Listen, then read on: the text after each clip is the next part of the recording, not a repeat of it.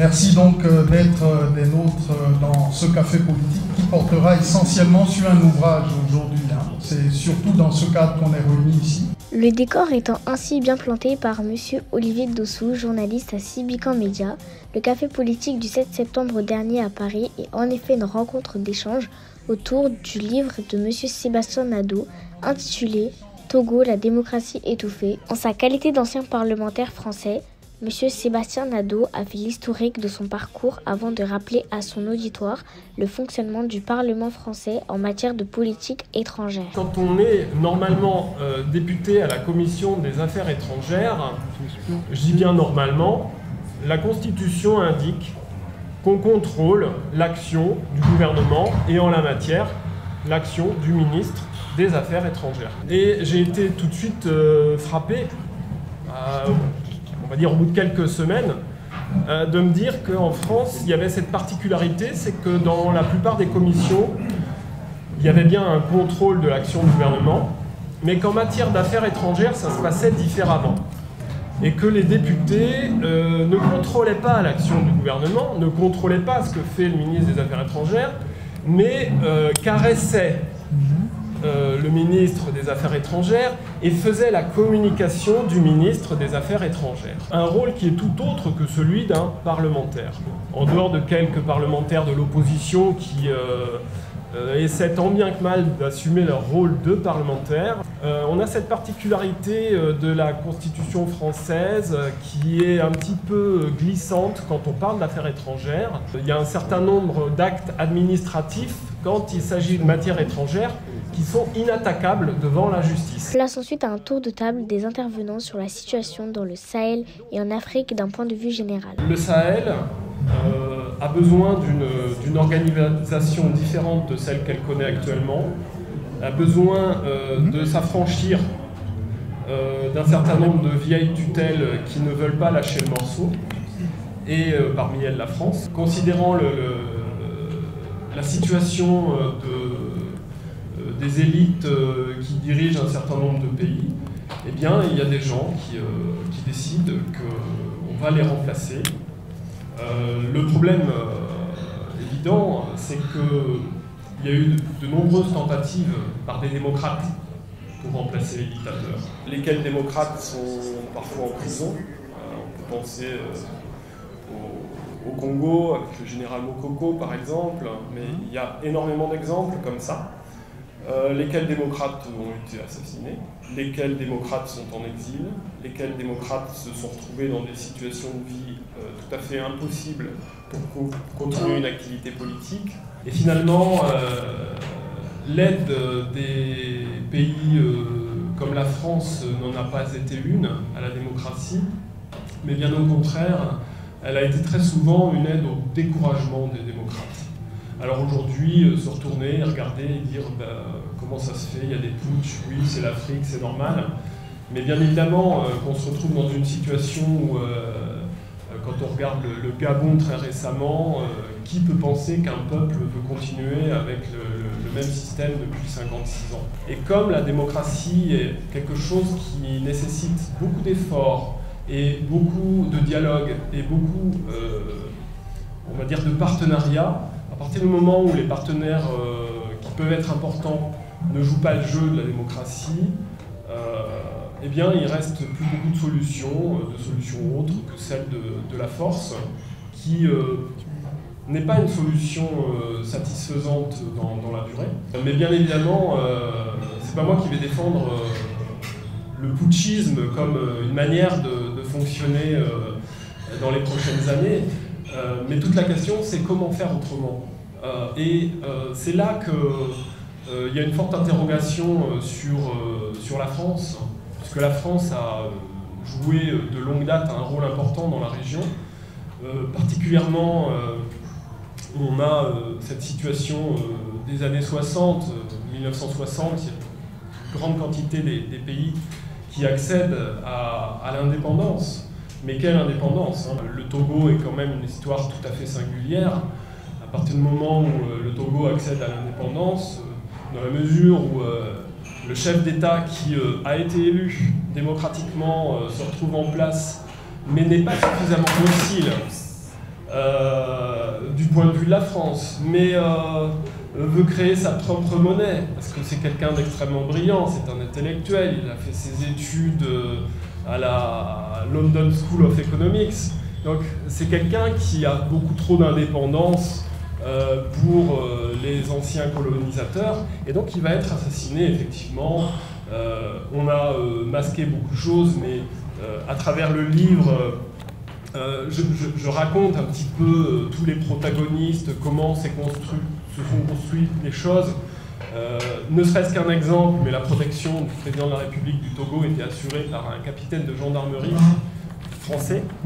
Et très curieusement, ce gendarme, il doit s'occuper de la sécurité du président de la République. Il se fait assassiner, eh bien, vous savez quoi? Ce gendarme, il a une promotion juste après. Donc, il y a des indicateurs quand même comme ça. Bien sûr, on n'a personne qui a tourné la vidéo avec un iPhone pour dire c'est bien lui qui a tué. Mais la main de la France, on sait qu'elle est totalement derrière cet assassinat. Quand je disais que l'opération de Barkhane n'avait nul lieu de durer aussi longtemps et que les militaires n'avaient rien à faire dans le désert, on me disait mais comment? Il y a 30 militaires français qui sont morts pour les Africains là-bas. Vous n'avez pas honte, en tant que parlementaire français, de raconter ça? Ce qui n'a strictement rien à voir. Il y a une opération qui est déclenchée en 2013, plus ou moins justifiable a posteriori, puisqu'il semblerait que des responsables politiques maliens demandaient à la France d'intervenir. Il y en a bien qui l'ont demandé, mais comment se sont-ils fait forcer la main?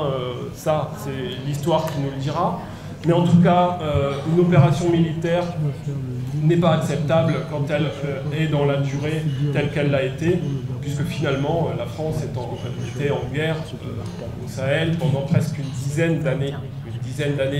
Et la France, si elle n'a à offrir que des militaires au Sahel, eh bien, elle doit disparaître du Sahel si elle n'a rien d'autre à offrir. Et donc, on est dans cette situation d'un Sahel qui doit recomposer complètement son fonctionnement avec ces pays dont les frontières sont des frontières qui sont, en dépit de la logique historique, en dépit des regroupements de population qu'il y a pu y avoir, qui sont donc des frontières qui ont été plaquées par le monde occidental au moment de la décolonisation et qui sont une manière de gêner la progression des peuples qui s'est rajouté à ce chapeau monétaire qu'on a trouvé, cette dépendance parce qu'on a installé des dictateurs avec suffisamment de forces militaires pour éteindre toute alternative démocratique.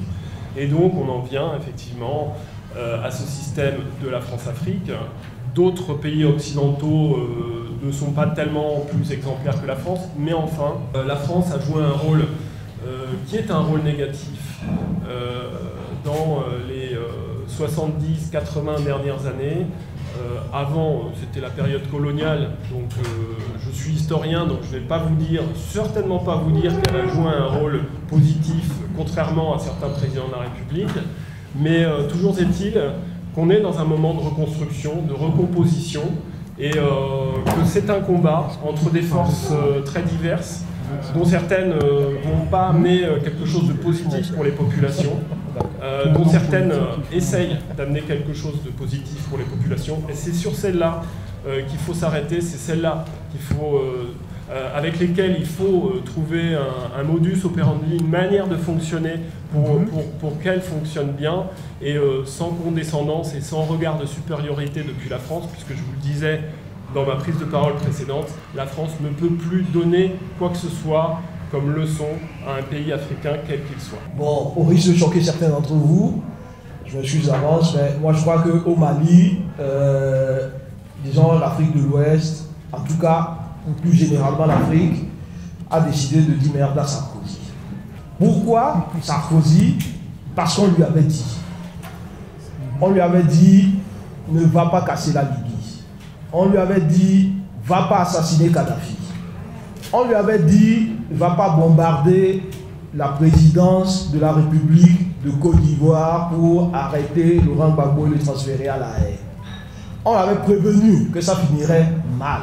C'est vrai, le pauvre Macron, il ramasse les pots cassés, mais le véritable instigateur de ce qui se passe aujourd'hui, pour moi, c'est d'abord et avant tout Nicolas Sarkozy, qui a été jusqu'à la caricature l'incarnation de la France-Afrique. Depuis son discours de Dakar, où il a traité les Africains de ne pas être suffisamment entrés dans l'histoire, il a essayé de mettre en application ces idées en réduisant de nouveau l'Afrique à un état de comptoir où chacun pouvait aller puiser ce qu'il voulait, en cassant nos États, aussi imparfaits soient-ils. Ils ont cassé la Libye, ils ont déversé tout l'arsenal libyen dans le Sahel, ils ont encouragé les Touaregs, qui sont nos frères, avec qui on vivait en bonne intelligence depuis des décennies,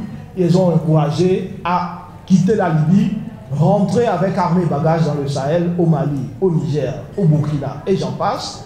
Et c'est de là que date la guerre. Et cette guerre a détruit nos villages. Cette guerre a détruit des familles, des enfants, a réduit tout le Sahel, tout le peuple sahélien à une misère noire. Moi, ça me fait mal au cœur de devoir aujourd'hui justifier des putschs. J'ai passé toute ma vie à lutter pour la démocratie.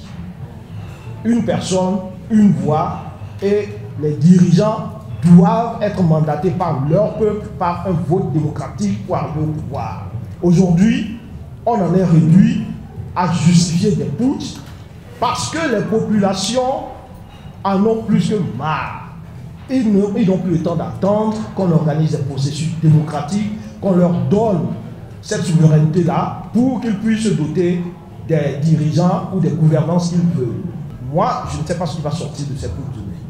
Mais ce qui est sûr, c'est que ça crée une brèche dans laquelle les Africains peuvent s'engouffrer.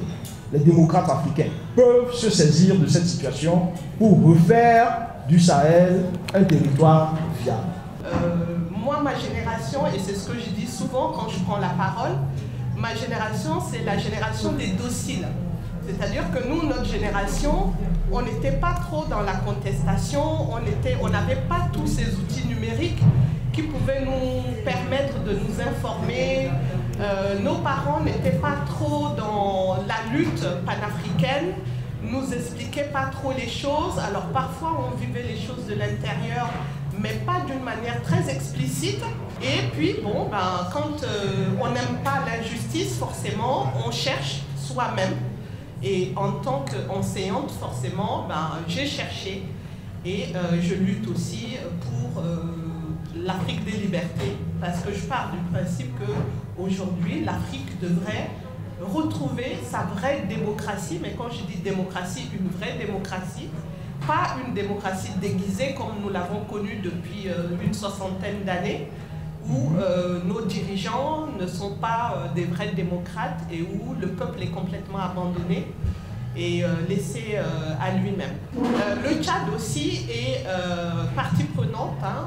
Vous savez qu'en avril 2021, il y a eu le décès tragique du feu maréchal Déby. Jusqu'à ce jour, les Tchadiens cherchent encore la vraie raison de ce décès et comment il est décédé, parce que nous, Tchadiens, nous avons des doutes sur l'explication et ce qu'on nous dit que ce sont les rebelles qui l'ont tué. On a des doutes là-dessus. Et par conséquent, on attend quand même qu'il y ait aussi une transparence qui soit faite à ce niveau. Déby, pour faire court, 30 ans de règne sans partage, ou alors quand il y a partage, on achète les gens, on les sous-doit, etc. La population complètement abandonnée, le pays n'est pas développé. Le Tchad fait partie des rares pays d'Afrique où le sous-développement est criant. Là, on est au XXIe siècle, pas d'électricité en pleine capitale qui est N'Djamena, pas d'eau potable pour la population. Au niveau des écoles, les enfants sont encore dans certaines écoles assis à même le sol pour pouvoir étudier. Pas de latrines dans les écoles. C'est pour vous dire que l'état du Tchad est vraiment, le développement du Tchad est dans un état un peu pitoyable. Et là, donc c'est le fils qui qui a repris effectivement le règne, et comme vous le savez tous, adoubé par le président Macron lors de l'investiture. Et donc, c'est une affaire à suivre parce qu'il y a beaucoup de choses à dire là-dessus. Revenant à l'essentiel de ce café politique à Paris, M. Sébastien Nadeau va expliquer ce qui a motivé la publication d'un livre sur la politique togolaise. D'abord, j'ai été parlementaire, membre de la Commission des Affaires étrangères, et je me suis intéressé au processus démocratique dans les pays d'Afrique à partir de 2018. Donc il y a une élection au Togo qui se situe pendant la période où je suis parlementaire, en février 2020. Cette élection, c'est une élection qui a un moment tout à fait particulier, puisque en France, on est dans le confinement, en plein confinement, ce qui est une chance pour moi parlementaire, parce que ça me permet de travailler, alors que d'habitude, je suis obligé de faire des allers-retours, plein de temps dans les transports, de faire tout un tas de sujets. Bref, là, ça me laisse le temps de regarder ce qui se passe, de voir cette élection. Depuis la France, ça paraît un petit peu curieux ce qui se passe. On comprend pas bien. Puis on n'a pas tant d'informations que ça, finalement. Je vais rapidement, mais quelques mois après, on est en avril, et je reçois sur ma boîte mail un appel, qui est l'appel de l'archevêque émérite de Lomé, Monseigneur Govro, lequel je mets en introduction du livre. Et cet appel, c'est une demande, la maison de Gabriel Agbemoye-Kodjo, qui vraisemblablement a gagné l'élection présidentielle, est encerclé par les militaires. L'archevêque de Lomé est avec lui, et c'est un appel pour dire mais faites quelque chose, ces gens-là ne sont pas là pour des bonnes raisons avec des armes. Un opposant politique, qui plus est certainement le vainqueur de l'élection, ne devrait pas subir ça. Et il fait un appel aux chefs d'État étrangers, je dirais, il termine en disant qu'il fait un appel à toutes les bonnes âmes. Alors c'est pas que je me considère comme une bonne âme par rapport à d'autres, mais sauf que moi je reçois ce message sur ma boîte mail, je me dis mais qu'est-ce que c'est que ce truc, c'est pas possible. J'ignorais totalement l'histoire du Togo. Et quand je dis totalement, c'est que je n'en savais pas une ligne. Et donc, voilà une des raisons pour lesquelles j'ai écrit ce livre. C'est que je me suis dit, déjà, la première chose, c'est que si moi, historien, je ne connais pas une ligne de l'histoire du Togo, je ne dois pas être tout seul en France à ne rien y connaître. Et depuis, ça s'est avéré comme quelque chose, ça permet de connaître un petit peu cette histoire. Gaëtan en a parlé. Bon, il y a avant la décolonisation, il y a le jour de l'indépendance. Alors moi, je mets ce discours de l'indépendance, ces quelques lignes qui sont quelque chose d'extrêmement, pour moi, d'extrêmement fort, tel que c'est prononcé par le président de la République élu du Togo. Et ensuite, effectivement, il y a cet assassinat d'un président qui était un président brillant, trop brillant pour qu'on le laisse faire. Et on déroule cette histoire du Togo tranquillement, mais je dirais tranquillement de heure en heure, et d'intervention systématique de la France, toujours pour le malheur du peuple togolais. Ce qui est quelque chose qui paraît improbable quand on mène pas cette enquête telle qu'on l'a menée. On dit non, c'est pas possible. Et on en arrive au moment de cette élection de février 2020. Et là, on va reprendre avec mon équipe, on va reprendre presque le fil jour par jour de tout ce qui se passe quelque temps avant l'élection jusqu'à 6 mois, 1 an après l'élection. Et on s'aperçoit non seulement que la France a agi à plusieurs reprises très clairement pour favoriser le dictateur en place au détriment d'un processus démocratique. Donc, premier point, extrêmement grave. Mais la deuxième chose, c'est qu'on s'aperçoit que la France l'a fait, mais totalement décomplexé, c'est-à-dire que vous, comme moi, n'importe qui, il suffit d'aller regarder les informations et on le voit. C'est-à-dire que moi, parlementaire, je me suis dit, mais comment c'est possible qu'on ait une diplomatie décomplexée au point de tout faire de manière à ce que quelqu'un accède à l'information et s'en rende compte. Je vais vous citer un exemple, un seul, pour bien comprendre ce qui s'est passé. On a donc cette élection en février 2020. Tout de suite, il y a une proclamation des résultats. Alors, le Togo est bien plus fort qu'en France parce qu'ils arrivent à donner les résultats bien plus vite qu'en France. Bon, je ne voyais nulle malice de ma part, mais quand même, des résultats aussi précipités, aussi rapides, chapeau pour arriver à les donner. Bon, on a tout de suite les chars dans Lomé. Tiens, c'est bizarre. Même en France, je ne sais pas, mais un jour d'élection, pourquoi il y a des chars dans les rues? Pour faire peur, évidemment, aux gens, pour pas qu'ils revendiquent autre chose. Mais passons, parce que là, c'est pas l'intervention directe de la France. Mais qu'est-ce qui se passe dans les semaines qui suivent? On comprend bien, tout le monde sait au Togo, tout le monde parmi les diplomates, les ambassadeurs qui sont en place savent que l'élection a été volée. Et partant de là, l'ambassadeur de France, trouvant qu'il y a quelques journalistes d'opposition qui racontent trop de choses dans leurs journaux, eh bien qu'est-ce qu'il fait, l'ambassadeur de France? Il porte plainte contre ces journalistes et il fait suspendre les journaux, la parution des journaux d'opposition dans le moment qui vient juste après l'élection présidentielle, à un moment où tout peut basculer. Tout peut basculer. Qu'est-ce qu'on fait? On suspend. Et qu'est-ce qu'on fait en plus?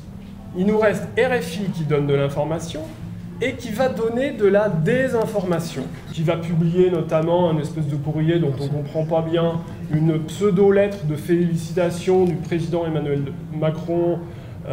Moi, j'en ai vu quelques-unes, des lettres de félicitations, mais il n'y a même pas le président de la République de la France. On voit que la feuille, elle a été coupée à un endroit. Bref, on a un truc caviardé. Alors peut-être qu'il l'a félicité, et puis il l'a reçu à l'Élysée quelques temps plus tard, un an après. Mais voilà, ce qui s'est passé, c'est que Gabriel Agbe-Moyekodjo, vraisemblablement, a été élu président de la République. Les premiers indicateurs dans tout ce qu'on a pu récolter comme résultat le montraient largement en avance. Et c'est pas ça qui est arrivé. Le président en place, président dictateur en place, a volé cette élection parce qu'il avait les militaires sous sa gouverne, parce qu'il avait installé un règne de la terreur et que quelque temps après, il y a bien un militaire qui a tenté certainement de ramener les choses, il n'est plus là pour en parler. Eh bien, voilà ce qui s'est passé au Togo. Et si j'ai écrit ce livre, c'est pour raconter cette histoire du Togo où la France a été malfaisante depuis la décolonisation. Donc elle a été malfaisante pendant la colonisation, et elle a été malfaisante ensuite. Mais ce n'est pas juste la période des années 60 avec Focard et puis la France-Afrique. C'est hier. C'est en 2020, et donc c'est encore aujourd'hui, on n'en est pas sorti. Et c'est pour ça que j'ai écrit ce livre, parce qu'il faut bien savoir que, je vous le disais tout à fait au début de l'intervention, il n'y a pas de contrôle de la politique étrangère de la France, les parlementaires n'arrivent pas à l'exercer. Résultat, on a quelque chose qui est tout à fait déplorable dans la manière. Et je voudrais terminer sur cette question du livre. Il y a un titre, La démocratie étouffée. On en a discuté, c'est avec Théam qui est ici, donc l'éditeur. La démocratie étouffée, c'est finalement dans nos échanges qui sont de longue date avec Théam, il y a cette idée qu'il y a la démocratie étouffée en Afrique. Et je crois que tu en parleras très bien à nouveau, mais cette démocratie étouffée, on aurait pu mettre un point d'interrogation, non pas pour s'interroger est-ce qu'elle est étouffée, mais qui l'étouffe. Et donc voilà, c'est ce message moi que j'ai voulu faire passer, ancien parlementaire français, avec mon expérience de parlementaire, j'aime mon pays, j'aime la France. Mais néanmoins, je suis très malheureux et je me suis senti obligé, ça m'obligeait de savoir tout ça, tous les méfaits et cette situation, ça m'obligeait vis-à-vis de quelqu'un qui s'est fait voler l'élection vis-à-vis d'un peuple. Ça m'obligeait de l'écrire mais c'est aussi un message pour tous les pays de la région qui, d'une manière ou d'une autre, très souvent se retrouvent dans cette situation des démocrates et des démocraties étouffées. Faisant le parallèle avec le Tchad, Madame Souanti Edjangué Lotin, présidente de l'Association des femmes tchadiennes et amies du Tchad de la diaspora, a rappelé de long en large la politique du Tchad depuis les indépendances. Nos pays fonctionnent encore avec les constitutions qui ont été établies, écrites, décidées et qui ne collent pas du tout à la réalité africaine et encore moins à la réalité tchadienne. Donc au Tchad, depuis l'indépendance du Tchad, je dirais que le Tchad n'a jamais vraiment eu de vraie démocratie. Il y a eu un semblant de démocratie avec le premier président Tombalbaye, qui est arrivé donc aux années indépendance et qui a travaillé aussi main dans la main avec la France. Et à un moment donné, quand il a commencé aussi à tourner le dos à la France, et bien forcément, ça a été sa chute. Ça a été sa chute parce que souvent, quand ces présidents-là, dans un premier temps, estiment que bon, je suis là tant que mes intérêts sont remplis et que moi aussi je satisfais les intérêts de la France, tout va bien dans le meilleur des mondes.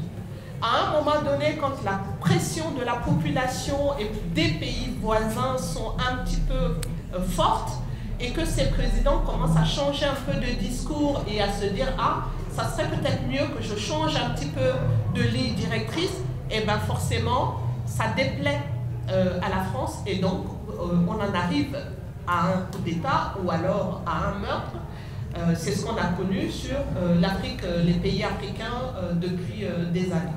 Pour parler un petit peu plus particulièrement du Tchad, donc il y a eu Tombalbaye. Après Tombalbaye, bon, on a eu quelques successions où il y a eu Maloum, le président Maloum un petit moment, et le président Félix Maloum. Oui, Félix Maloum. Et quand Félix Maloum est arrivé, le président Félix Maloum aurait pu rester un peu plus longtemps s'il n'avait pas demandé à la base française de quitter le Tchad.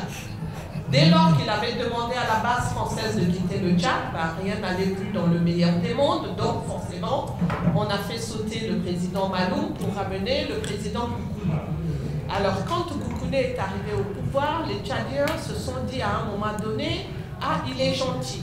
Ok, il est gentil, mais c'était un président qui n'avait pas vraiment la mesure de la gestion d'un pays, parce que lui, il est issu d'une chefferie traditionnelle, et par conséquent, il voulait gérer le pays comme on gère une chefferie traditionnelle, ce qui ne peut pas marcher. Donc après, pendant cette période-là, il y a eu toutes les négociations avec Hissène Habré, qui était donc dans les montagnes et qui avait tenu Madame Clostre comme otage à l'époque.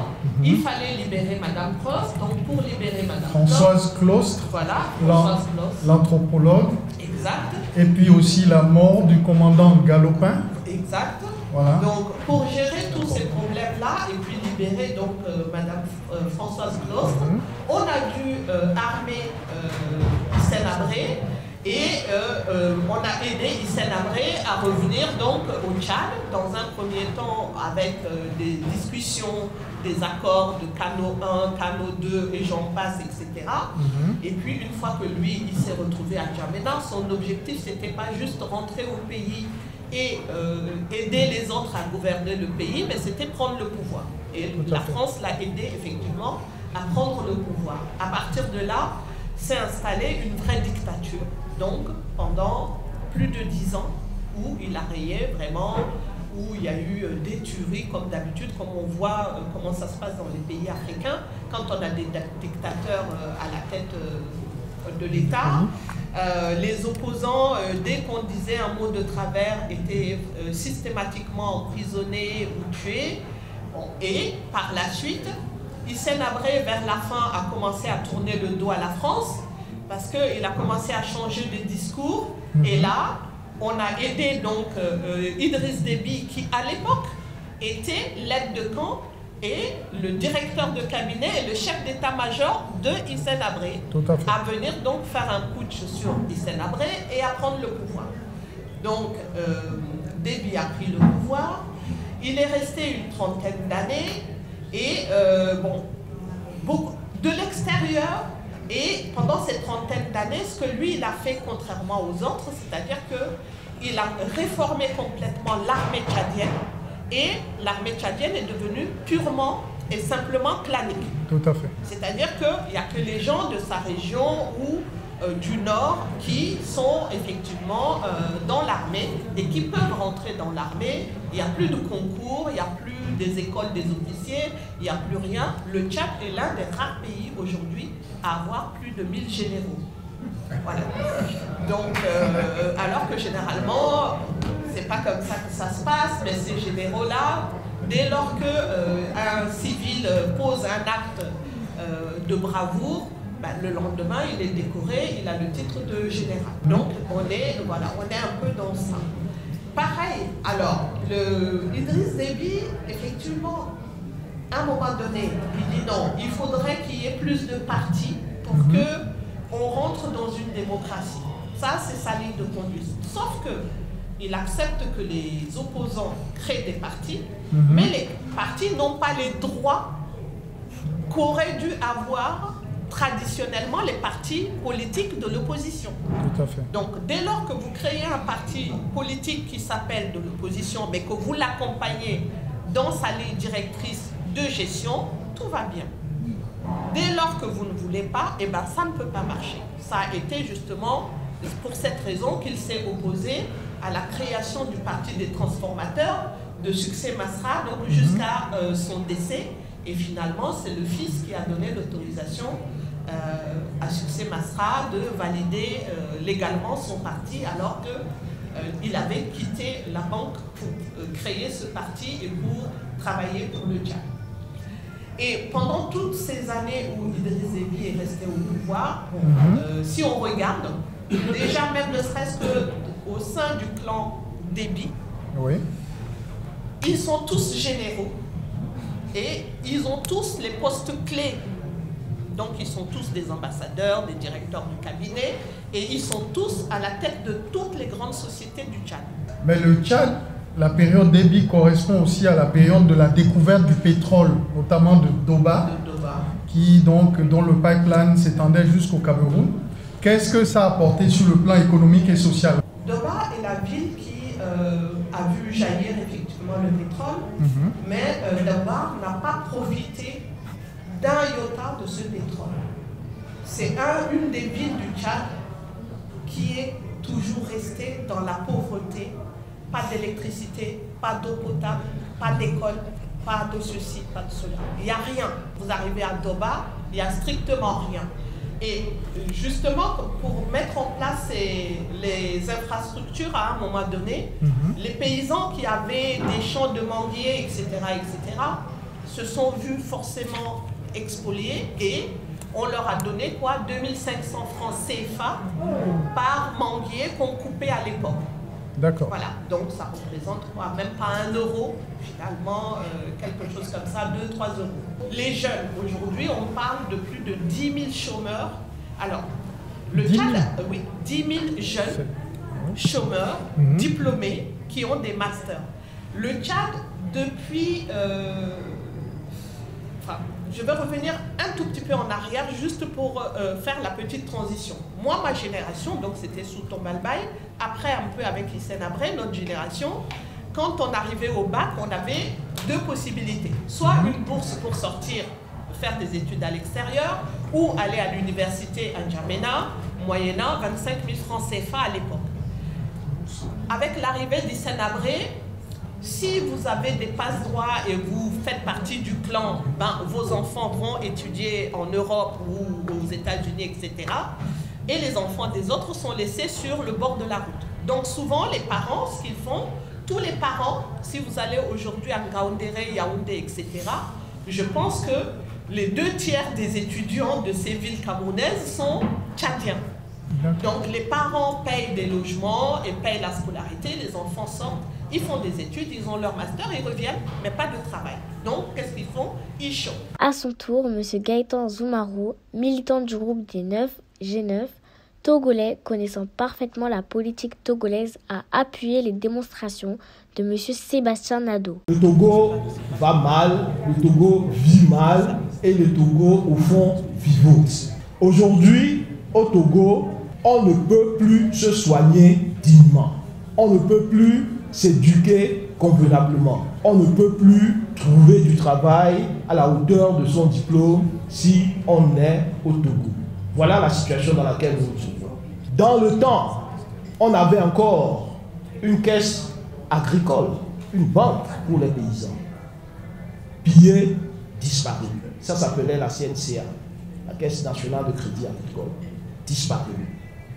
Quand tu vas dans mon village, mes oncles qui sont restés au village, qui ont des plantations, à chaque nouvelle saison, on est obligé, nous autres, neveux et fils, de se cotiser qui 10 000 francs, qui 5 000 francs, pour lui permettre d'acheter sa semence, parce qu'il n'y a pas de crédit et parce qu'il n'a pas accès aux intrants capables de lui faire transformer sa plantation en un modèle économique viable. Le livre de Sébastien, je l'ai lu avec beaucoup d'intérêt. C'est vrai, je connais bien la situation du Togo et je la connais d'autant plus que ça m'a fait plaisir, au fond, de redécouvrir son étonnement par rapport à ce qui se passait au Togo. Pour nous, c'est rentrer dans les habitudes. On s'y habitue. Et on s'est tellement habitué qu'en 2020, c'est vrai, on était en campagne, et moi particulièrement, j'étais en campagne contre mon très cher docteur Atou. Moi qui étais opposé au parti du docteur Agbouomé, je peux vous affirmer qu'il nous a battus et qu'il a battu le régime en place. Et pour cela, que ce soit une fois pour de bon dit, pour qu'on sorte de cette bisbille qui tue, qui pollue la vie politique togolaise. Mais ce qui s'est passé avec la DMK en 2020 ne doit pas nous surprendre. C'est exactement la même chose qui s'est passé avec nous à l'ANC en 2015. Nous avions gagné les élections en 2015. Et tout le monde sait que nous avions gagné ces élections en 2015. Et il a fallu le déplacement personnel de l'agent France-africain le plus en vue dans la sous-région. Je vais parler d'Alassane Ouattara, pour venir nous dire de nous calmer et d'accepter, même si on n'a pas perdu, d'accepter avoir perdu. Sinon, à peine qu'il n'a pas dit ainsi, la foudre s'abattrait sur nous. Voilà ce qui s'est passé en 2015. Et donc, en 2020, quand la même chose s'est répétée, nous, on n'était pas surpris, on s'y attendait. Et je remonte même à plus loin. Avant 2020, il y a eu 2017. Et 2017 a été véritablement l'année où le Togo aurait pu se libérer de l'emprise de la France-Afrique. Ce n'était pas une élection, c'était une insurrection populaire. C'était une insurrection populaire plus intense que celle qui s'est déroulée au Mali, plus intense que celle qui s'est déroulée au Burkina. À tel point que Vincent Bolloré lui-même, en 2017, a dû se rendre à Lomé pour tâter du doigt ce qui était en train de se passer et pour s'assurer que ses intérêts, et en particulier le port autonome de Lomé, étaient encore en demeure sûrs avec la famille Nassimi. Et c'est à l'issue de ce voyage que d'un seul coup, et Macron, et Alpha Condé, et tous ceux qui constituaient la France-Afrique ont tout mis en œuvre pour casser et tuer la révolution citoyenne qui était en cours au Togo. Les élections de 2020 n'ont été que la continuation de cette insurrection populaire. Le Tchad, comme le dit notre sœur, a eu, je dirais quelque part, le malheur, la malédiction de découvrir du pétrole dans son sous-sol. Et j'ai un peu honte de le dire, mais je le dis quand même. Le pétrole du Tchad, quand il a été découvert, moi je travaillais à ExxonMobil, l'une des compagnies pétrolières qui s'est accrochée au Tchad et a sucé le Tchad jusqu'à sa mort. Et je me souviens exactement du débat sur l'indemnisation qu'il fallait accorder aux paysans pour les exproprier, pour les chasser de là où ils se trouvaient. Et je m'étais mêlé à ce débat parce que j'avais déjà connu la communauté Ogoni au Nigeria qui a été massacrée, déportée devant nous pour qu'on puisse exploiter leur sol riche en pétrole. Et on a dû faire venir des spécialistes en éthique et en droit américain pour nous expliquer que ce qui équivaut à une violation des droits de l'homme au Tchad, à une corruption au Tchad, n'équivaut pas à une violation des droits de l'homme aux États-Unis et inversement. Et que ce qui n'était pas permis aux États-Unis était bel et bien permis au Tchad. Et c'est sur cette base-là qu'il a été décidé d'indemniser à raison de 2500 par arbre coupé les pays. Francs CFA, évidemment, par arbre coupé les paysans du Tchad. Voilà comment les choses se négocient, voilà comment la misère s'installe dans nos pays. Et après, bien sûr, on vient amuser, nous divertir avec des bisbilles politiques, etc. Mais moi, je vous appelle tout le temps, à suivre la trace de vos richesses, à suivre la trace de l'argent. Si vous voulez comprendre ce qui se passe en Afrique, suivez, comme le disent les Anglais, follow the money. Vous trouverez la cause de vos problèmes.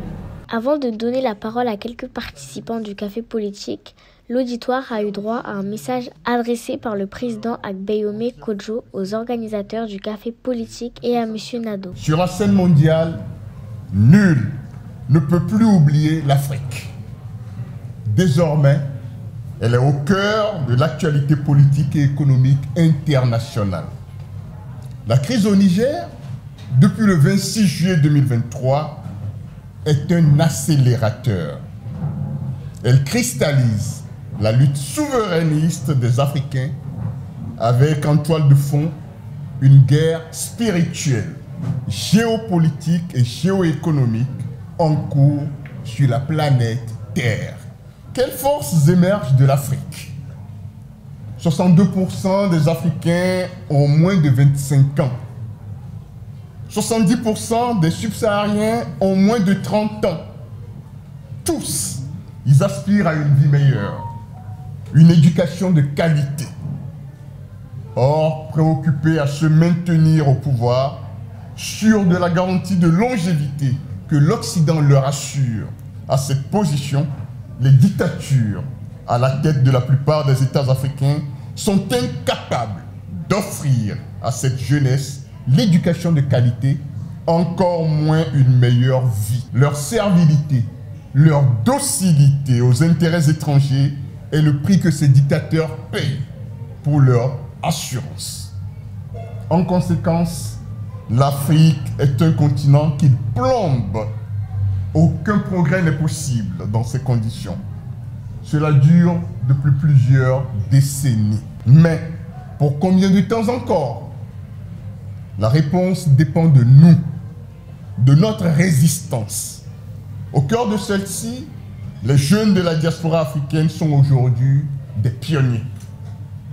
À l'heure des grands bouleversements mondiaux, fortement médiatisés, dans un monde où l'information est à portée de tous, une partie de la jeunesse africaine issue de la diaspora est formée dans les universités occidentales, éclaire et éveille l'opinion africaine avec une grille de lecture nouvelle sur les maux qui minent le continent.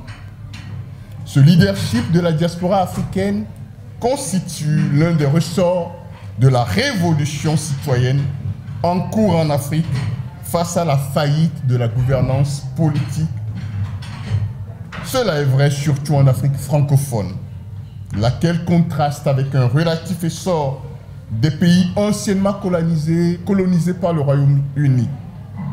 Ainsi, l'épicentre de la Renaissance africaine se trouve dans les pays que la France a colonisés.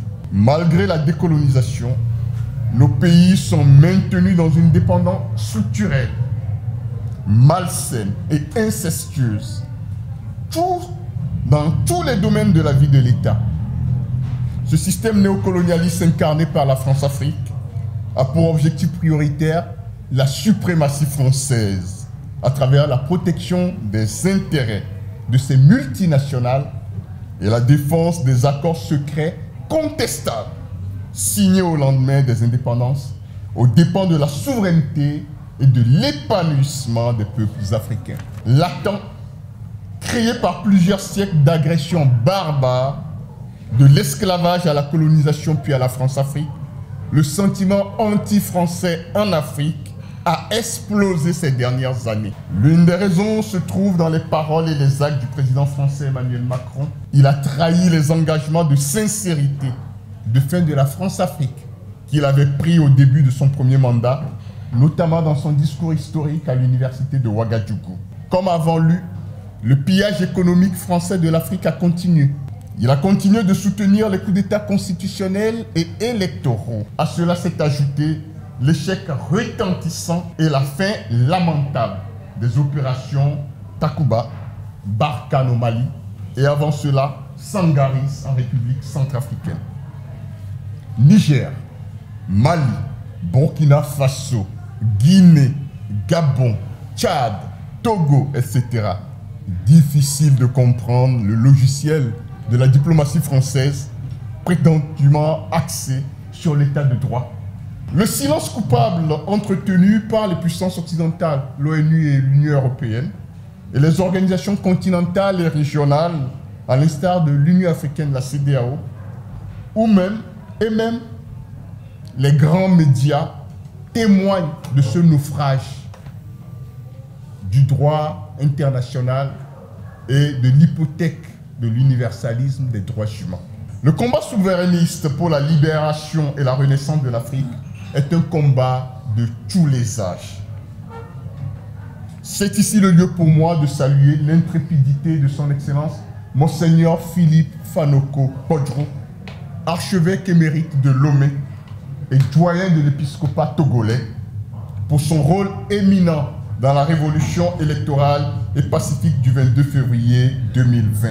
Également contraint à l'exil à l'âge de 94 ans, menacé et harcelé pour son combat en faveur de la souveraineté intégrale du Togo sitôt, l'ouvrage Togo, la démocratie étouffée de Sébastien Nadeau est un vibrant hommage à sa lutte patriotique et panafricaine.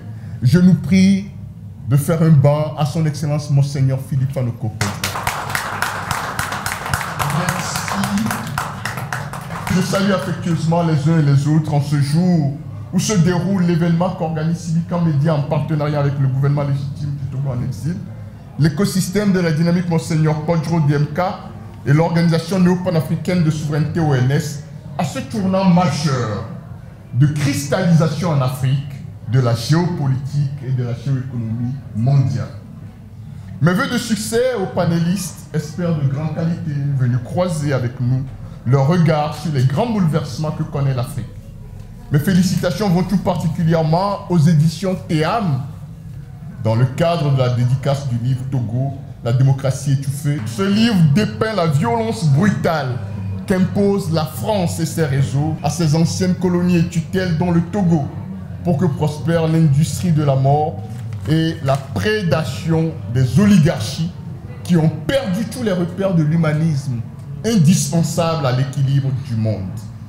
J'invite donc tous les humanistes, les démocrates et les panafricanistes à devenir les porte-voix de l'Afrique, notamment du Togo, afin que soit respecté le souverain choix du 22 février 2020 du peuple togolais.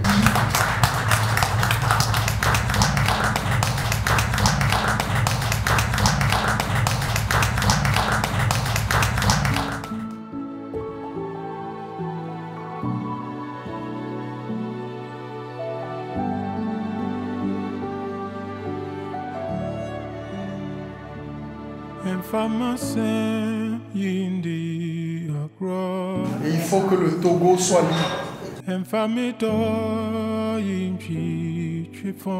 C'est le message que nous voulons faire passer.